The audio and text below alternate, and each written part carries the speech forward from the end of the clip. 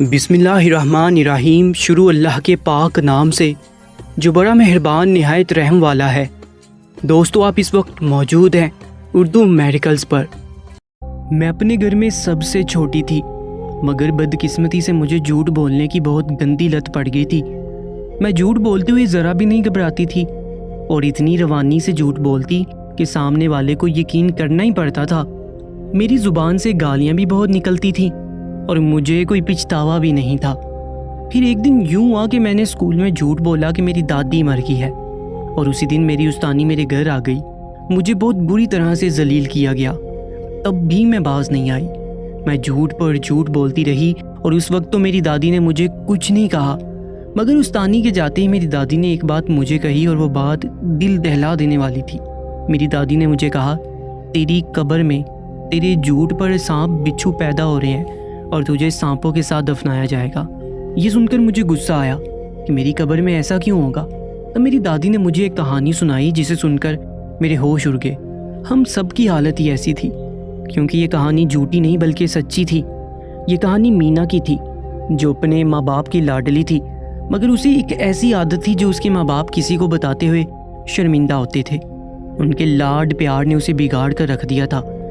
پہل وہ بس غصے میں چیختی چلاتی تھی، مگر پھر آہستہ آہستہ اس نے سب کو مارنا شروع کر دیا تھا، اور مارتے ہوئے جو باتیں اس کے منہ سے نکلتی تھیں وہ کوئی سن لیتا تو آپے سے باہر ہو جاتا۔ اس کے ماں باپ نہیں جانتے تھے کہ یہ عادت اسے کہاں سے لگی، مگر وہ لوگ بہت پریشان تھے۔ ایک دن اس کی ماں اپنے کاموں میں مصروف تھی، تبھی اس کا بھائی اندر آیا تو وہ بہت غصہ تھا۔ گھر میں قدم رکھتے ہی وہ غصے سے چیخنے لگا، اور جب ماں نے وجہ پوچھی تو وہ وجہ جان کر اس کی ماں کو لگا کہ اس کا دل بند ہو گیا ہے۔ وہ غصے سے اندر گئی اور اپنی بیٹی کو مارنا شروع کر دیا۔ وہ غصے سے پاگل ہو گئی تھی اور اتنا برا مار رہی تھی کہ اس کے بھائی کو لگا کہ آج وہ زندہ نہیں بچے گی۔ تب اس کے بھائی نے آگے بڑھ کر اسے پکڑا کہ بس کرو، مگر اس لڑکی کی ماں پر جنون سوار ہو گیا تھا۔ بہت مشکل سے اس کی ماں کو اس لڑکی سے دور کیا، اور جیسے ہی وہ ماں دور ہوئی اس لڑکی نے پاس پڑا گلدان اپنی ماں کے سر پر مار دیا اور بھاگ کر کمرے میں بند ہو گئی۔ بات پہلے صرف گالیوں تک تھی، مگر اب آج کے واقعے کے بعد وہ مزید بہادر ہو گئی تھی۔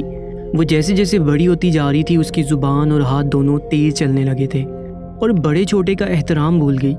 گاؤں میں بھی آہستہ آہستہ یہ بات پھیلنے لگی تھی۔ اس کے ماں باپ پریشان تھے اور سوچتے تھے کہ اس کی شادی کر دے۔ ایک دن اسے دیکھنے کچھ لوگ آئے تو اس نے دروازے پر ہی ان سے بول دیا کہ سب انتقال میں گئے ہوئے ہیں۔ اس کی بات سن کر وہ لوگ واپس چلے گئے، اور پھر ایسا ہر بار ہونے لگا۔ اس کے ماں باپ کو سمجھ نہیں آتا تھا کہ وہ اتنا جھوٹ کیوں بولتی ہے۔ اس کی ماں اسے نماز کا بولتی تو وہ بری طرح اپنی ماں کو جھڑک دیتی اور کئی نازیبا الفاظ کا استعمال کرتی۔ ایک لڑکی ہو کر وہ اتنی خراب حرکت کر جاتی تھی کہ اب انہیں خوف آتا تھا اس سے بات کرتے ہوئے بھی، اور اگر وہ بات جو ان کے اور بیٹے کے درمیان تھی کھل جاتی تو کیا ہوتا، دنیا ان پر تھو تھو کرتی، انہیں برادری سے بے دخل کر دیا جاتا اور اس کا شوہر جیتے جی مر جاتا۔ بس یہی سوچ کر وہ اتنا بڑا راز دل میں چھپائے ہوئے تھی، مگر یہ معاملہ ٹھیک ہونے کی بجائے بڑھتے ہی جا رہے تھے۔ اور پھر وہ ایک دن کسی قیامت سے زیادہ برا تھا جب وہ ایک لڑکی کے ساتھ پکڑی گئی، مگر یہاں بھی اس کا جھوٹ۔ اس نے قرآن کی قسم کھا کر اپنی بے گناہی کا یقین دلایا، اور اس قسم کے بعد تو کوئی گنجائش بچتی ہی نہیں۔ اس کی ماں نے اس کی منتیں کی کہ اگر وہ جھوٹی قسم کھا رہی ہے تو نہ کھائے، ہم کچھ نہیں کہیں گے، مگر وہ نہیں مانی اور اس نے جھوٹی قسم کھا لی۔ اس کی قسم نے دنیا والوں کے منہ بند کر دیے، اور پھر ہر بار یہی ہوتا۔ اس نے قرآن کی قسم کو روٹین کا حصہ بنا لیا، اور ہر بات پر یا تو قرآن کی قسم کھا لیتی یا پھر قرآن اٹھا لیتی۔ سب گھر والوں کا اعتبار اس پر سے ختم ہو گیا تھا اور سب نے اسے اس کے حال پر چھوڑ دیا۔ اس کے غم میں اس کی ماں بیمار رہنے لگی، اور پھر ایک دن اس کی ماں مر گئی۔ ماں کے مرتے ہی وہ اور شیر ہو گئی۔ مذہب سے تو وہ پہلے ہی دور تھی، اب تو اور ہوگی، اور کبھی جو رمضان یا جمعے میں نماز پڑھتی تھی اس سے بھی چلی گئی۔ اس کے باپ بھائی نے اس سے بات کرنا بند کر دیا، مگر اسے فرق نہیں پڑتا تھا، وہ اپنی مستی میں مگن تھی۔ اس کے بھائی کی شادی ہوئی تو اس کے بھائی نے اسے صاف لفظوں میں کہہ دیا کہ وہ اس شادی میں شریک نہیں ہو سکتی۔ لیکن کچھ ہی عرصے بعد ان کے گھر میں عجیب و غریب واقعات ہونے لگے۔ باپ بے حد بیمار ہو گیا، جان کے لالے پڑ گئے۔ اس کی بابی کا حمل ضائع ہو گیا۔ بھائی کے ساتھ حادثہ پیش آیا جس میں وہ مرتے مرتے بچا۔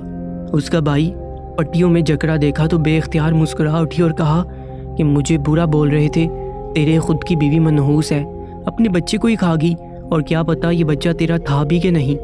اور اس کی بات پر اس کے بھائی نے کئی تھپڑ مار کر اس کا منہ لال کر دیا، مگر وہ ہنستی گئی۔ اس کا لگایا الزام اتنا بڑا تھا کہ اس کی بابی رو رو کر آنکھیں سجا گئی۔ اس کا باپ خون تھوکنے لگا۔ گھر کے حالات ایک دم سے تنگ ہوتے جا رہے تھے اور وہ اتنا ہی چہکتی جا رہی تھی، مگر اس کی خوشیاں تو بڑھتی جا رہی تھیں۔ وہ اپنے گھر کی باتیں محلے میں پھیلانے لگی۔ اس کی بابی نے بھائی کو دھوکہ دیا ہے اور اپنے ہی بچے کو مار ڈالا۔ یہ وہ الزام تھا جو تہمت کے زمرے میں آتا تھا، مگر اسے پرواہ نہیں تھی۔ اس کا باپ بے حد بیمار رہ کر اپنے گھر کی بربادی دیکھ دیکھ کر مر گیا، اور پھر اس کی بابی نے اسے گھر میں رکھنے سے صاف انکار کر دیا۔ یہ بات ہوتی ہی ایک رات ان کے گھر میں کچھ ایسا ہوا کہ لوگوں کی آنکھیں پھٹ گئیں۔ یقین کرنا بے حد مشکل تھا۔ خوف سے لوگ ان کے گھر نہیں جاتے تھے، کیونکہ ایک رات ان کے گھر میں کئی جانوروں کے کٹے سر ملے، اور اس دن کے بعد سے یہ معمول بن گیا۔ ان کے گھر سے عجیب و غریب آوازیں آنا شروع ہو گئی۔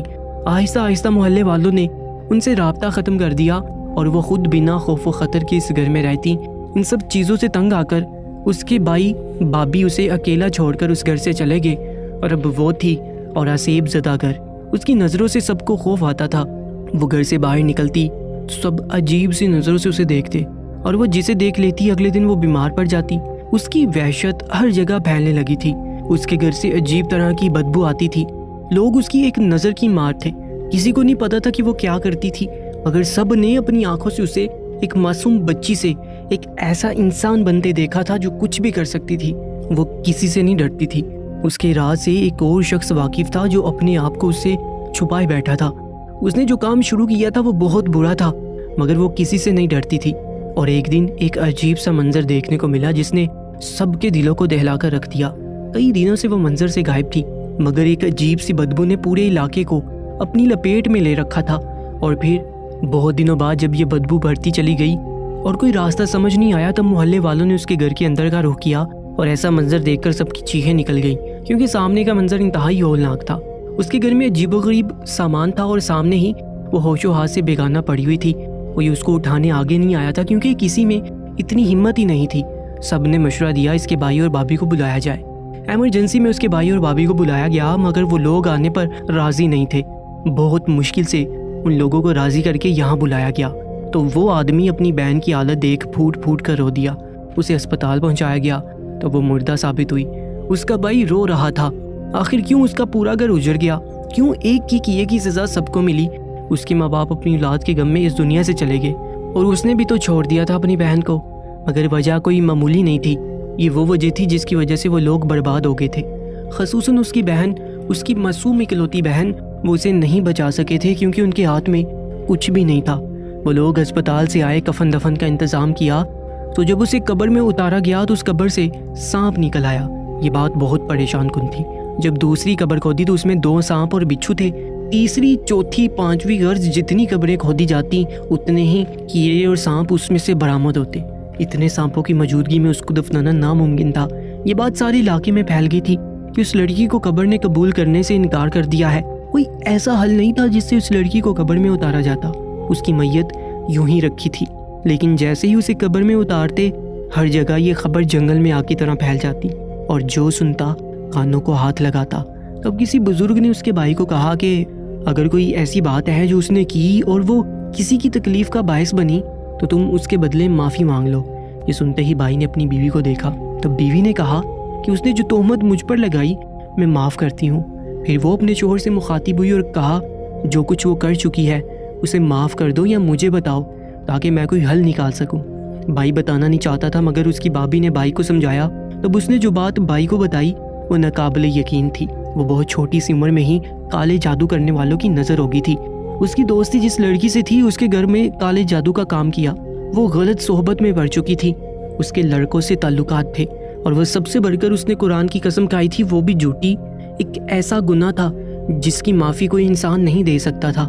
جب بھی اسے انہی سانپوں والی قبر میں دفنایا گیا تھا، اور یہ سب کے لیے عبرتناک تھا۔ علاقے میں خوف و ہراس کی فضا قائم تھی، کوئی سوچ بھی نہیں سکتا تھا اس لڑکی کا یہ انجام ہوگا۔ وہ اتنی آگے چلی گئی تھی کہ جادو کے لیے جانوروں کا قتل کرنے لگی تھی، اور پھر بعد میں یہ بات معلوم ہوئی کہ اس نے اپنی بھابھی کو ختم کرنے کے لیے جادو کیا تھا جو الٹا پڑ گیا تھا۔ جو دوسروں کے دل دکھاتے ہیں ان پر تہمتیں لگاتے ہیں، اور دوسروں کی کامیابی سے جل کر ان پر جادو کروا دیتے ہیں، یہ سوچے بغیر کہ ابھی کی کامیابی آخرت کی ناکامی ہے۔ ہم سب دم سادے دادی کی کہانی سن رہے تھے، انہوں نے مزید بتایا کہ اس لڑکی کے کمرے سے اس کی ماں کو کئی تعویذ ملے تھے جنہیں اس نے جلایا تو اس نے اپنی ماں کو ہی مار دیا، اور اپنے باپ کو مارنے میں بھی اس کا ہی ہاتھ تھا کیونکہ وہ اس کی اس لیے جان گئے تھے۔ یہ سب سن کر ہم سب کے رونگٹے کھڑے ہو گئے تھے۔ یہ ایک سچی کہانی تھی اور اس لڑکی کا انجام سوچ سوچ کر مجھے اپنا خیال آ رہا تھا کہ میں کتنی گالیاں دیتی ہوں، جھوٹ بولتی ہوں۔ میں نے فوراً سے توبہ کر لی اور آئندہ اس طرح نہ کرنے کا پکا ارادہ کر لیا۔ کب کیا چیز ہمارے لیے عذاب بن جائے اس بات سے ہم انجان ہیں۔ کبھی کسی پر جھوٹا الزام بھی لگانا نہیں چاہیے کیونکہ پھر اس انسان کا صبر بھی آپ پر پڑ سکتا ہے۔ میں شکر گزار تھی کہ مجھے وقت رہتے اپنی غلطی کا احساس ہو گیا تھا، ورنہ ابھی چھوٹی سی غلطی آگے جا کر بڑھ بھی سکتی تھی۔ میری سب سے التجا ہے کہ کوئی جھوٹ نہ بولے، گالی نہ دے، نہ کسی پر تہمت لگائے اور دوسروں سے حسد نہ کرے، کیونکہ یہ ایک ایسی آگ ہے جس میں انسان سب سے زیادہ خود جلتا ہے۔ ہم سارے بہن بھائی شرمندہ تھے، ہم نے ایک دوسرے سے معافی بھی مانگی اور اب ہمیں یہ سبق مل گیا تھا کہ برا کرو گے تو پھر عبرتناک انجام کے لیے تیار بھی رہو۔ دوستو، اس واقعے کو جتنا ہو سکے شیئر کیجیے گا اپنے دوستوں سے، رشتہ داروں سے، بہن بھائیوں سے، بچوں سے۔ اس واقعے کو جتنا ہو سکے شیئر کیجیے گا اور مزید ایسے ہی واقعات کے لیے ہمارے یوٹیوب چینل اردو میریکلز کو سبسکرائب کر لیجیے گا۔ انشاءاللہ ملاقات ہوگی ایک نئے واقعے میں، تب تک کے لیے اللہ نگہبان۔